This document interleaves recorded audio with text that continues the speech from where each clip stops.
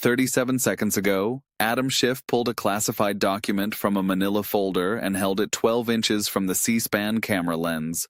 The document bore 3 red classification stamps, an NSA watermark, and a subject line that made FBI Director Kash Patel's face drain of color in less than 4 seconds. Immediate threat assessment. Iranian Revolutionary Guard retaliatory strike authorization, 72-hour window. But that wasn't what made Patel's hands start trembling visibly enough for every camera in the Senate Intelligence Committee chamber to capture. What made his right hand move instinctively toward his water glass. What made his jaw clench so tightly that muscle movement was visible from the press gallery was the second document Schiff placed directly beside the first. An internal FBI memorandum dated 48 hours before the Iran strike, signed personally by Patel, ordering the immediate suppression of all intelligence warnings related to Iranian retaliation threats. The hearing was scheduled as routine oversight. Intelligence briefings, budget discussions, operational updates.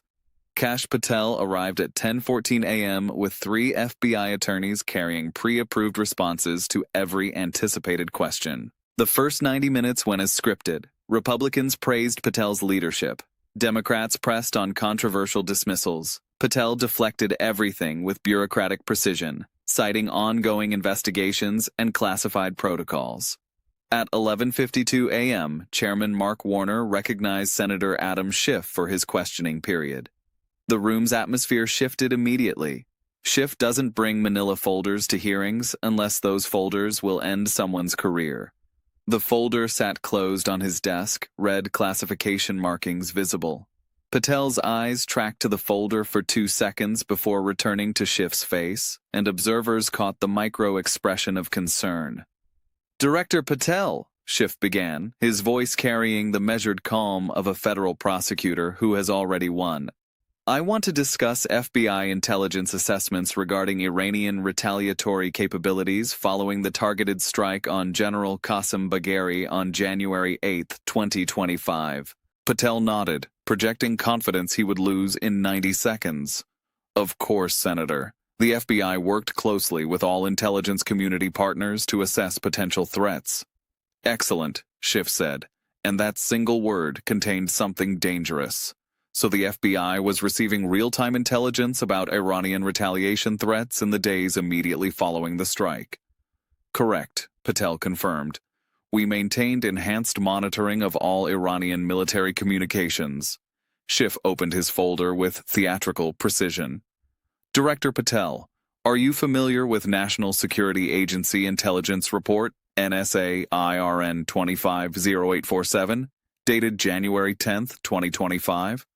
Patel's face showed the first visible crack. His eyebrows drew together, his mouth opening before closing. "Senator, without reviewing the specific document, I can't comment on individual intelligence reports." "Let me refresh your memory," Schiff interrupted, holding up the document with classification stamps clearly visible. "This is an NSA Signals Intelligence report sent to FBI headquarters on January 10th at 6:47 a.m. Subject line: Immediate Threat Assessment, Iranian Revolutionary Guard Retaliatory Strike Authorization, 72-hour window.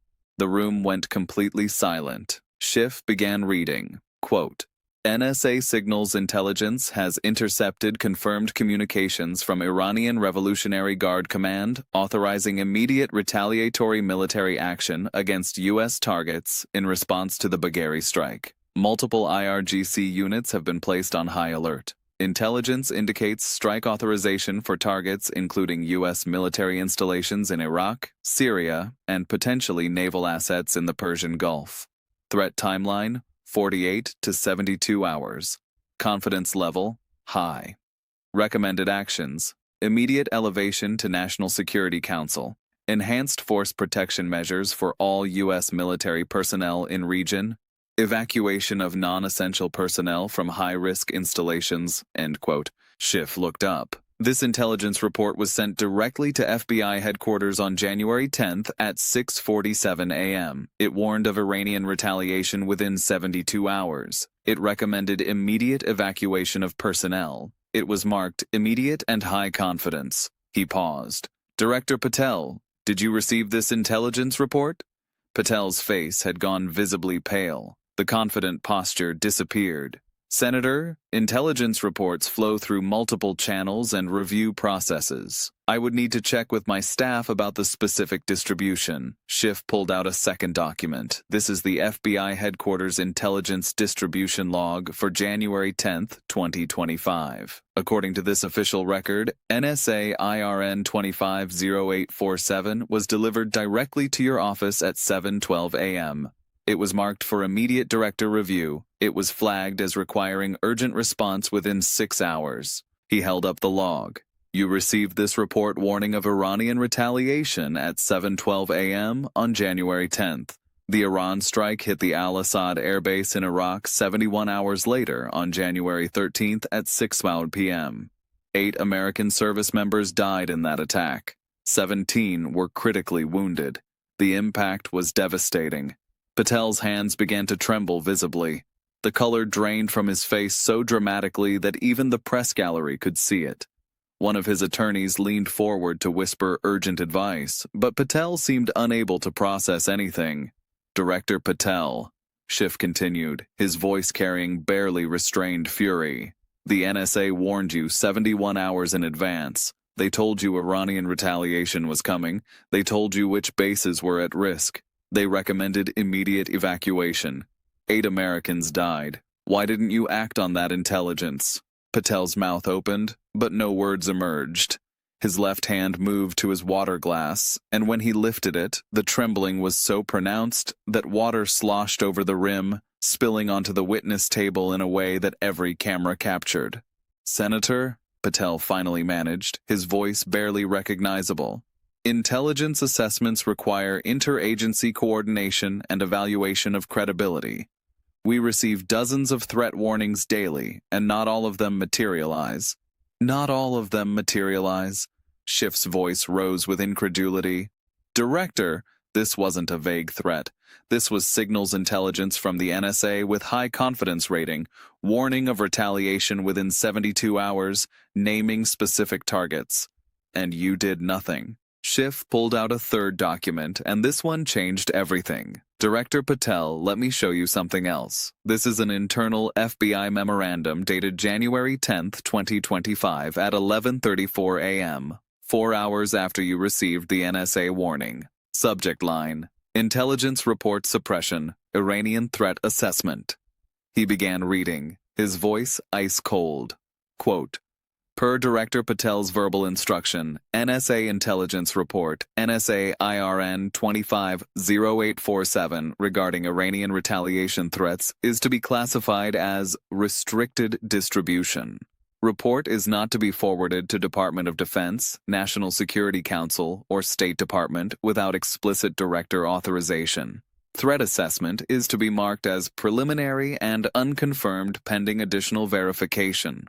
No alerts are to be issued to military commands based on this intelligence. Signed by Deputy Director Paul Abate. End quote. The chamber erupted. Journalists jumped to their feet. Camera operators scrambled. The committee chairman's gavel banged repeatedly. Patel sat frozen, his face glistening with perspiration, his hands trembling so badly he clasped them together. Director Patel, Schiff said quietly, almost gently, the NSA sent you a high-confidence warning that Iranian retaliation was coming within 72 hours. And 4 hours later, you ordered that warning suppressed. You ordered it classified as unconfirmed. You ordered it withheld from the Department of Defense, from the National Security Council, from the very people who could have evacuated those 8 service members who died.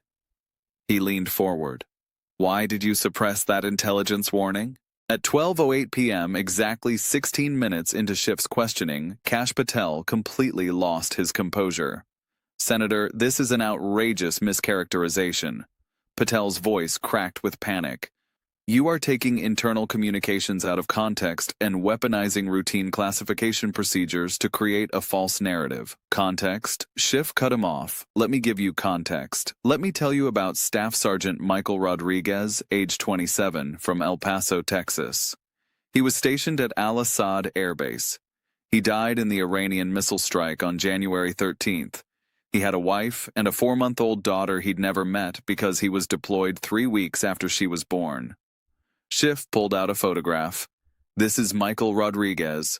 He could have been evacuated if you'd forwarded the NSA warning.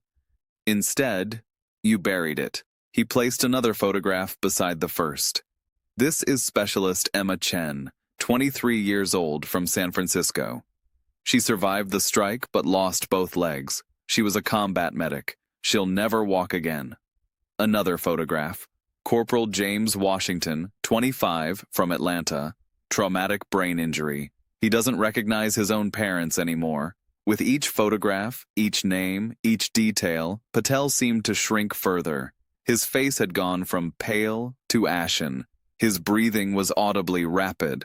"Director Patel," Schiff said, his voice carrying absolute moral authority. "I'm going to ask you one direct question, and I want you to look at these photographs while you answer. Why did you suppress intelligence that could have saved these Americans' lives?" Patel had nothing. No answer, no deflection, no bureaucratic escape. He just sat there, hands trembling, face pale, unable to meet Schiff's eyes or look at the photographs. "Senator, Patel started, but his voice failed. "Let me tell you what I think happened," Schiff continued. "During the planning for the Bagheri strike, someone decided that any intelligence warning about Iranian retaliation would complicate the political messaging. The strike was supposed to be portrayed as decisive action with no consequences. Intelligence showing that Americans would die in retaliation didn't fit that narrative." He held up a fourth document. "This is a White House communication log from January 9th, one day before you received the NSA warning. It shows that you participated in a 47-minute secure phone call with White House Chief of Staff. The call was logged as discussion of post-strike intelligence handling procedures. What did they tell you in that call, Director Patel? What instructions did you receive about handling intelligence that showed retaliation was coming?" Patel tried to stand, his chair scraping loudly. "I will not sit here and allow you to impugn my integrity with baseless conspiracy theories." "Sit down, Director," Chairman Warner's voice thundered. Patel sat immediately. Schiff wasn't finished. "Your own deputy director wrote in an email on January 11th, and he pulled out another document that he was, quote, deeply concerned about the decision to restrict distribution of the Iranian threat assessment and formally requests reconsideration of the suppression order. Your own deputy director warned you that burying that intelligence was wrong. You did it anyway. 8 Americans died. And when you testified to this committee 3 weeks ago, when I asked you directly whether the FBI had received any intelligence warnings about the Iran strike, you said, and I'm quoting from the transcript, the FBI had no credible intelligence indicating imminent Iranian retaliation." Schiff's voice rose. "You lied to this committee, under oath, while the families of 8 dead service members were still planning funerals. The room was absolute chaos. Senators demanding answers, reporters frantically typing. Patel's attorneys huddled in desperate consultation. I move that all documents be entered into the congressional record," Schiff said. "And I formally request that the Department of Justice open an immediate investigation into potential obstruction of justice, falsification of testimony, and violations of intelligence reporting statutes." Within minutes, video clips of Patel's breakdown went viral. His trembling hands, his drained face, his complete inability to explain why he'd suppressed intelligence that could have saved American lives. News networks interrupted programming. Legal experts called it the most damning congressional testimony in modern history. Sometimes accountability just requires a prosecutor with documented proof, the patience to build an inescapable trap, and the willingness to name the dead. Adam Schiff had done all 3. Kash Patel had suppressed intelligence, lied about it, and 8 Americans had paid with their lives. And in 37 seconds, the entire cover-up had been exposed.